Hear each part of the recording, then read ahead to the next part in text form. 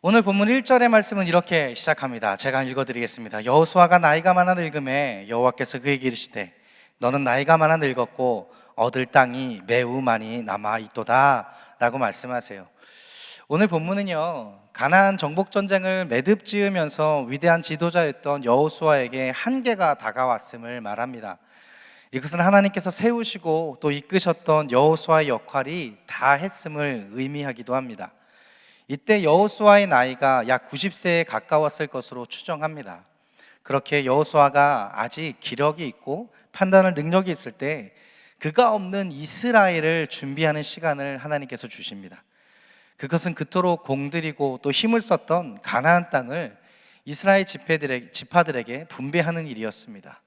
여호수아서 11장 23절에 이렇게 말씀하고 있는데요, 이와 같이 여호수아가 여호와께서 모세에게 말씀하신 대로 그 온 땅을 점령하여 이스라엘 지파의 구분에 따라 기업으로 주매 그 땅에 전쟁이 그쳤더라 라고 기록하고 있습니다. 이것은 실제로 가나안 땅이 정복 전쟁을 마쳤다라고 하는 것, 전쟁이 끝났다라고 하는 것을 의미하는 것은 아닙니다.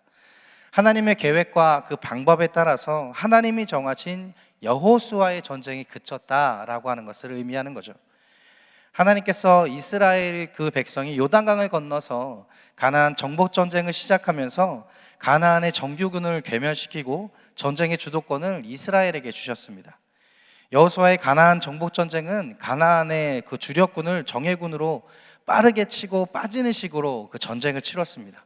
그리고 다시 길갈 본부로 돌아와서 전열을 정비한 후에 다음 출정을 가는 식으로 우리가 일명 게릴라전이라고 하는 그 전쟁의 방법으로 전쟁을 치렀어요. 그렇게 여호수아가 7년의 전쟁을 치루어냈습니다. 여호수아는 병력도 부족하고 또 지리적으로 익숙하지 않은 곳에 들어와 전쟁을 치루었습니다. 그렇기에 전략적 전쟁을 통해서 7년 만에 가나안 땅의 군사들을, 세력들을 모두 끊어내는 결과를 얻게 된 것입니다. 모세가 이스라엘 백성을 출애굽시키고 40여 년의 광야 생활을 통해서 하나님이 어떻게 자신의 백성을 먹이시고 또 이끄시는지를 알게 하시고 또 다시 요단강 저편 가데스바네아까지 이끌게 하는 역할이었다라고 하면, 여호수아는 그런 백성을 이끌어서 가나안 정복 전쟁을 치르고 이제 그 정복한 땅들을 이스라엘 백성의 각 지파에게 배분하는 것이 여호수아의 마지막 역할이었습니다. 그리고 다음 세대들에게는 배분받은 그 땅에 정착하여 개간하고 완전히 이스라엘의 땅이 되도록 하는 것이, 남겨진 가나안의 미정복된 땅을 차지하는 것이 바로 다음 세대들에게 남겨진 숙제인 것입니다. 결코 이 과정이 쉽지 않았다라고 하는 것을 역사에서 보여주는데요, 여호수아가 죽고 그 가나안 정복 전쟁을 끝낼 때까지는요, 다윗과 솔로몬의 시대까지 이어져야 했습니다. 그런 시작에 여호수아의 마지막 사명은 그 땅의 분배였어요. 우리가 살아가는 삶에서도 잘 알듯이 모두가 만족하는 분배라고 하는 것은 없습니다. 그렇게 하나님은 모든 백성이 존중하고 또 그들에게 인정을 받고 기름 부음 받은 여호수아를 통해서 이 땅의 분배를 마무리하셨어야 되는 것입니다. 여호수아는 하나님의 그 공의와 원칙대로 각 지파들에게 땅을 배분해야 합니다. 하나님은 이 과정에서 여호수아의 결정만으로 진행되도록 한 것이 아니라요, 이스라엘을 대표하는 지도자와 각 지파들의 족장들까지 함께 모으셔서 땅을 분배하셨습니다. 14장 1절에서 3절까지의 말씀을 읽어드리겠습니다. 이것은 이스라엘 자손이 가나안 땅에서 받은 기업, 곧 제사장 엘르아살과 눈의 아들 여호수아, 이스라엘 자손 지파의 족장들이 분배한 것이니라. 여호와께서 모세에게 명령하신 대로 그들의 기업을 제비 뽑아 9지파와 반 지파에게 주었으니, 이는 2지파와 반 지파의 기업은 모세가 요단 저쪽에서 주었으며 레위 자손들에게는 그들 가운데서 기업을 주지 아니하였으니 라고 기록해요. 이와 같이 여호수아와 대제사장 엘르아살 또 온 지파의 족장들이 함께 모여서 하나님의 지혜를 구하고 순종함으로 땅의 배분으로 인해 이스라엘의 내부적인 분열이 있지 않도록 하기 위한 것이었습니다. 아주 중요한 역할들을 하는 것이죠. 땅의 분배는요, 하나님의 계획 중에 이토록 중요한 사항이었습니다. 오늘 다시 본문으로 돌아와서 13장 1절의 마지막 말씀에 이렇게 이야기합니다. 얻을 땅이 매우 많이 남았도다 라고 말씀하세요. 약속의 땅인 가나안 땅을 주시겠다라고 하신 하나님께서 아직 가나안 땅이 다 정복되지 않았음에도 그 전쟁을 마치시고 땅을 분배하세요. 여기에는 하나님의 이유가 있습니다. 신명기 7장 22절의 말씀에서 이렇게 말씀하고 있습니다. 내 하나님 여호와께서 이 민족들을 내 앞에서 조금씩 쫓아내리니 너는 그들을 급히 멸하지 말라. 들짐승이 번성하여 너를 해할까 하노라 라고 말씀하고 있어요. 하나님의 약속의 땅을 말씀하실 때 이스라엘 백성에게 하신 말씀입니다. 먼저 조금씩 쫓아내시리니 라고 말씀하세요. 가나안 땅은 큰 땅입니다. 그런 땅에 이스라엘 백성이 흩어져 살게 될 때 그 모든 땅을 다스리기에는 이스라엘 백성은 아직 작은 민족입니다.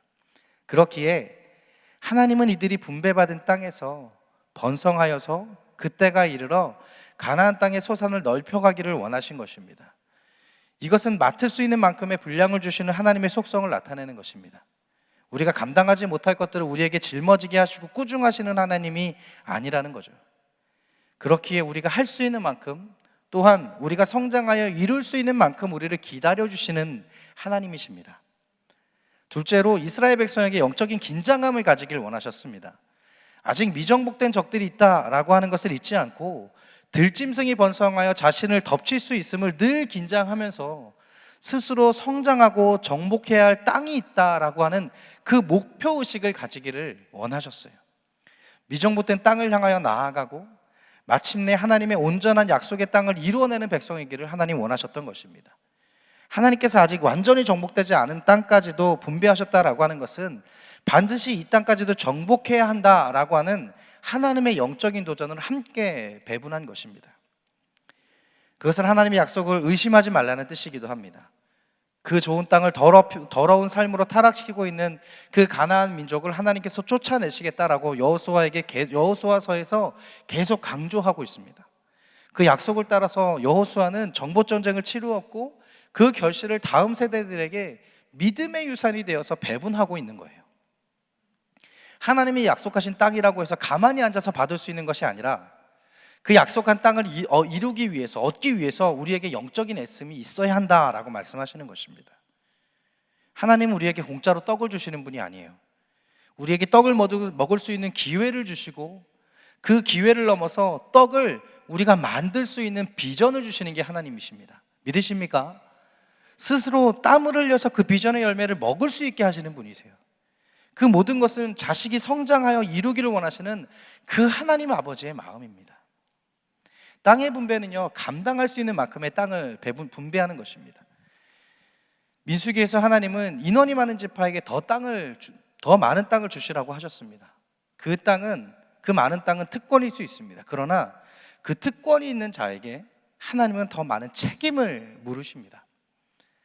더 많은 땅을 받은 백성은 그만큼 더 많은 땅의 책임을 져야 하는 것입니다.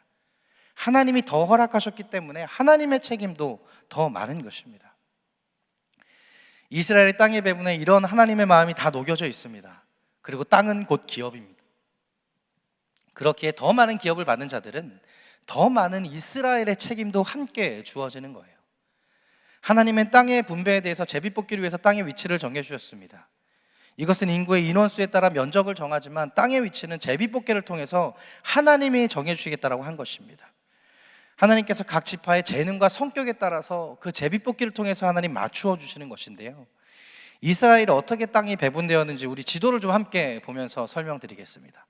이게 이스라엘이 분배받은 땅의 지도인데요, 우리 잘 안 보이실 것 같아서 우리 두 가지로 좀 나누어서 볼게요. 우리 위쪽에 있는 지도를 좀 먼저 살펴보겠습니다. 네, 이게 위쪽인데요, 이스라엘은 북쪽 그 위쪽으로 갈수록 땅이 비옥했습니다. 그 헤르몬 산에서 물이 내려와서 갈릴리 호수에서 물을 길어낼 수 있었는데, 그렇기에 지도의 위쪽에 우리 나라 이름이 좀 보이시죠? 제가 크게 다시 썼는데요, 아셀이나 납달리 그리고 이사갈 같은 그 지파들은요, 농경과 목축을 잘하는 민족이었기 때문에 기름진 땅이 필요했던 것입니다. 그래서 그 농지가 될 수 있는 지역을 기업으로 받은 것이고요. 그리고 그 가운데 스불론이 조그맣게 껴 있는데요, 그 스불론은요, 이 스불론의 장점이 뭐냐면 상인이 많은 지파였어요. 그래서 아셀이나 납달리, 이사갈에서 생산되는 그 농작물이나 목축으로 얻은 것들을 가지고 왼쪽으로는 지중해와 또 오른쪽으로는 갈릴리나 요단강을 통해서 그 교통을 통해서 무역업을 하게 됩니다. 지중해 해상을 통한 무역과 또 연안에서 얻은 그 모래로 만든 유리산업을 크게 부하게 이루는 것이 바로 이 스불론이었습니다. 또 상수리에 있는 스불론이기 때문에 이 모든 무역들이 가능했던 것이었습니다. 다음으로 우리 아래쪽 좀 지파들을 볼게요. 아래쪽으로 가면요, 네, 단이나 유다, 베냐민, 루벤 같은 지파들은요, 용감한 전사들이 많은 민족이었습니다. 이 땅 근처에 누가 있었냐면 바로 블레셋 족속과 암몬 족속, 모압 족속이 끈질기게 마지막까지 남습니다. 그래서 특히나 블레셋 족속은요, 다윗 왕 때까지 계속 저항하게 돼요. 철기로 무장한 그 블레셋과의 침략과 계속 맞서서 대항할 수 있었던 것은 이 용감한 유다와 단과 루벤 지파였기 때문에 가능한 것입니다. 또 이곳에 만약 이곳에 농경과 목축을 하는 그 유한 성격의 아셀이나 납달리, 이사갈 같은 지파가 만약에 있었다면 이 블레셋이나 모압의 침략에 견디지 못하고 그 국경이 무너졌을 것입니다. 단지파 같은 경우는요, 인원이 많았거든요. 인원이 많았음에도 불구하고 아주 작은 땅을 얻었어요. 왜냐하면 이들에겐 개척의 은사가 있었습니다. 아직 미정복된 땅과 또 아셀과 납달리 그 너머 저 북쪽 위까지 진출하면서요, 이 단지파는 땅을 넓혀갔던 지파였습니다. 이 단지파에는 전사가 많았고요, 우리가 힘으로도 유명한 삼손이 바로 이 단지파 출신입니다. 이렇게 하나님은 지파들에게 땅을 배분할 때요, 이렇게 이들의 성격과 또 발전해 나갈 수 있는 방향성을 모두 고려하면서 하나님 배분해 주셨어요. 이것이 하나님의 지혜였고 하나님의 계획이었고 다음 세대들에게 맡겨진 감당할 만한 숙제였던 것입니다. 여호수아의 땅의 분배는 기업의 분배입니다. 이것은 곧 우리에게 맡겨진 영적인 소명입니다.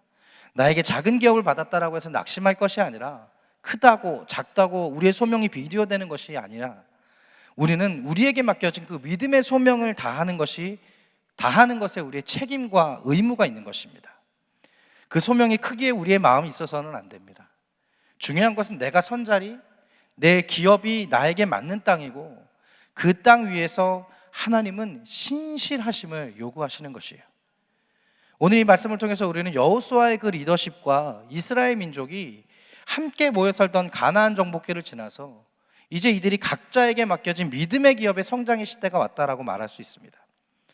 어쩌면 우리는 스스로 너무 많은 것들을 우리 교회에 기대고 성장해서 왔는지 모르겠습니다. 물고기를 낚는 법을 배운다라고 하면서도 계속 잡아주는 물고기를 만족하면서 살아왔던 영적 생활이 아니었는가 다시금 고민해보게 됩니다. 하나님은 이스라엘 백성에게 땅을 분배하면서 이제 한 사람으로 이루었던 너희의 방향과 믿음을 이제는 각 백성이 스스로 서 나가면서 영적인 목표의식을 가지고 지금보다 더 성장하기를 원하셨습니다. 그리고 주변에 이방 민족들을 통해서 경계해야 할 그 국경의 선들을 반드시 명시하셨습니다. 지금 우리는 어떠한 모습으로 자신의 영적 기업들을 이루어가고 계십니까? 가나안 땅은 정복이 완료되지 않은 채 각 지파에게, 그 백성들에게 책임이 전가되었습니다. 그리고 하나님은 그들 스스로만 서 있으라고 하지 않으셨습니다. 지파 중에 하나님이 예배를 맡은 레위 지파만은 땅이 분배되지 않았습니다. 이들은 각 지파들과 함께 살아가도록 12지파의 땅이 흩어졌습니다. 그리고 그곳에서 그들이 하나님께 드리는 소산을 함께 나누어 살도록 하였습니다. 레위 지파에게 맡겨져 있는 하나님의 소명은 그들과 함께 하나님을 예배하는 것이었습니다. 그 영적인 중심을 잡는 것이었습니다. 그들의 땅의 지경이 아닌 하나님을 영적인 지경으로 받은 것입니다. 다시 말해서 이 레위 지파들은 땅이 아닌 하나님을 기업으로 받은 지파였습니다. 그런 그들에게 땅을 일구어 땅의 소산을 얻지 말고 하나님의 성전에서 영적인 책임을 주셨고 영적인 소산을 얻는 것에 그 책임을 주셨습니다. 레위 지파를 각 지파의 땅으로 흩으시고 그들과 함께 살아가라라고 하신 것은 많은 영적인 삶의 책임들이 교회에만 머무는 것이 아니라 각자의 기업대로 우리의 삶에 맡겨진과 같이 각자의 삶에서 맡겨진 영적인 기업으로서의 사명을 감당하도록 교회에 맡겨진 그 목회자들과 영적인 사명을 함께 이루어가는 것, 그것이 교회 안에서만 이루어지는 삶이 아니라 우리의 온 삶에서 함께 이루어져야 된다는 것을 함께 말씀하고 있는 것입니다. 우리가 교회 안에서만 영적인 삶을 이루어가는 것이 아니라 교회에서 이루어진 그 예배가 우리의 삶을 통해서 완전히 이루어지도록 우리의 삶까지 연장되어지는 그 삶의 예배를 함께 누리라라고 하나님 말씀하신 거예요. 그러니 그 삶의 일의 무게들을, 또 고난들의 역경들을 또 우리가 교회에서 함께 소그룹을 나누면서 또 목회자의 신방과 그 상담을 통해서 그것이 굽어지거나 휘어지지 아니하도록, 또 상처난 곳이 있다면 함께 어루만져 다시 세워줄 수 있도록 그 과정들을 우리가 함께 나누어가며 함께 이루라라고 하나님 말씀하시는 것입니다.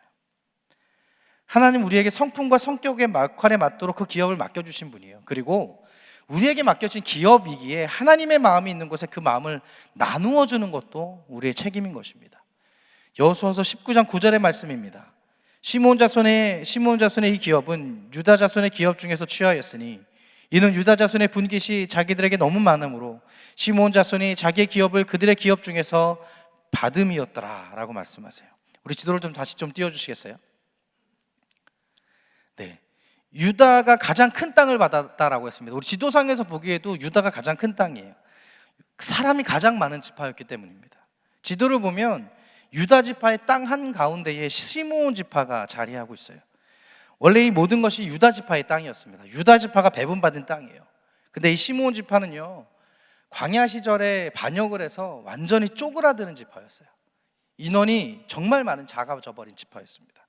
처음부터 시므온 지파에게 하나님 땅을 배분하여 준 것이 아니고요, 모든 지파에게 땅을 배분하고 마지막 유다 지파에게 다시 시므온 지파를 위해서 너희들의 땅을 시므온 지파에게 좀 나누어 주지 않겠냐라고 하시는 그 방법을 택하신 거예요. 무엇을 가르치고자 한 것일까요? 큰 자가 작은 자를 돌보아줄 것을 가르치라고 하신 것입니다. 작은 지파에게 그들끼리만 국경에 있었을 때는 그들이 침략당하고 그 땅을 먹힐 것이 분명했기 때문에 강인하고 큰 땅을 가졌던 유다 지파의 그 한 가운데에 세워서 그 시므온 지파가 독립하여 그 세대를 이루어서 독립할 때까지 유다 지파의 보호를 받게 하신 것이 하나님의 방법이었습니다. 큰 자가 작은 자를 돌보는 거, 가르치는 것을 보여주시는 것입니다. 만약에 우리가 다른 사람보다 조금 더 많은 축복을 받았다라고 한다면 하나님이 더 큰 것을 허락하신 것은 작은 자를 위해서 섬겨주다라고 하는 하나님의 마음이 있다라고 하는 것, 그 마음을 우리가 알기를 원합니다.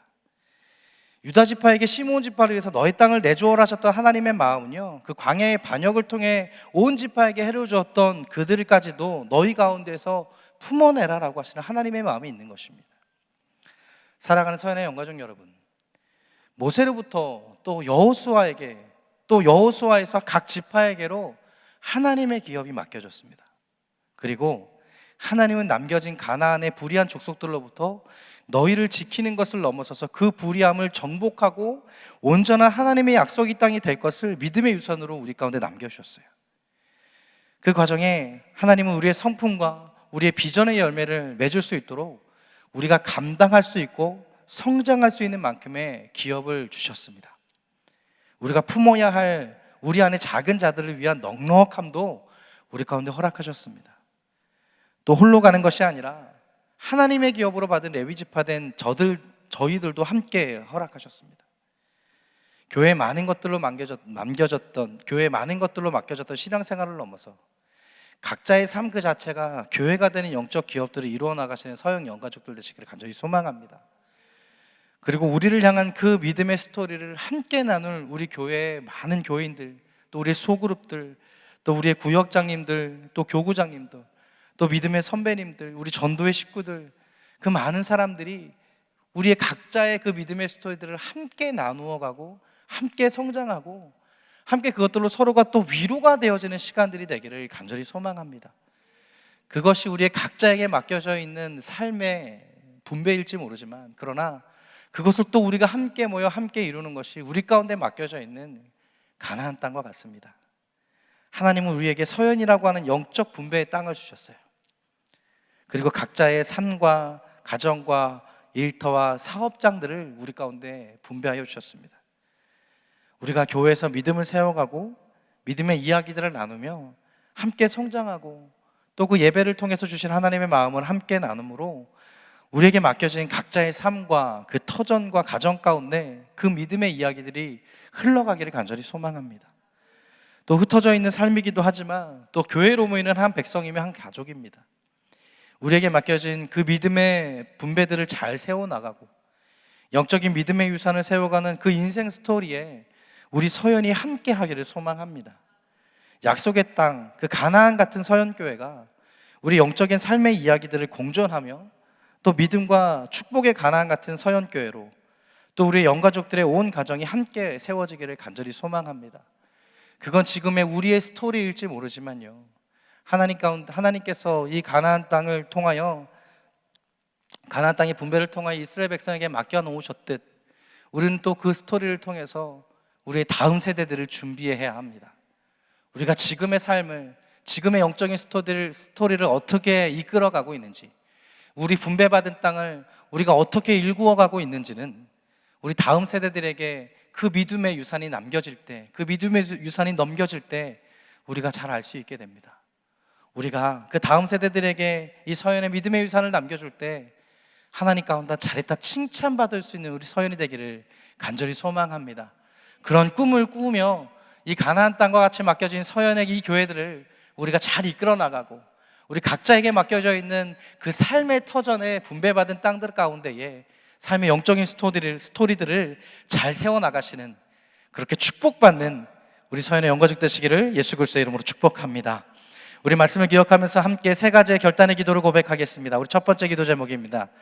우리에게 맡겨진 분깃된 각자의 가정과 일터와 사업장에서 믿음의 기업을 세워가게 하옵소서. 우리 함께 읽겠습니다. 두 번째 기도 제목입니다. 우리에게 가장 큰 영적 재산은 우리의 믿음임을 고백하며 우리의 믿음이 은혜 위에 은혜를 더함으로 더 크게 성장해가는 인생이 되게 하옵소서. 우리 마지막 세 번째입니다. 우리는 서연교회입니다. 우리는 함께 이루어갑니다. 우리는 함께 세워갑니다. 그것이 우리에게 맡겨진 서연교회의 사명입니다. 그러니 함께 나누며 함께 열심을 다하여 믿음의 유산을 세우고 다음 세대를 세워가는 서연의 온 영가족이 되게 하옵소서.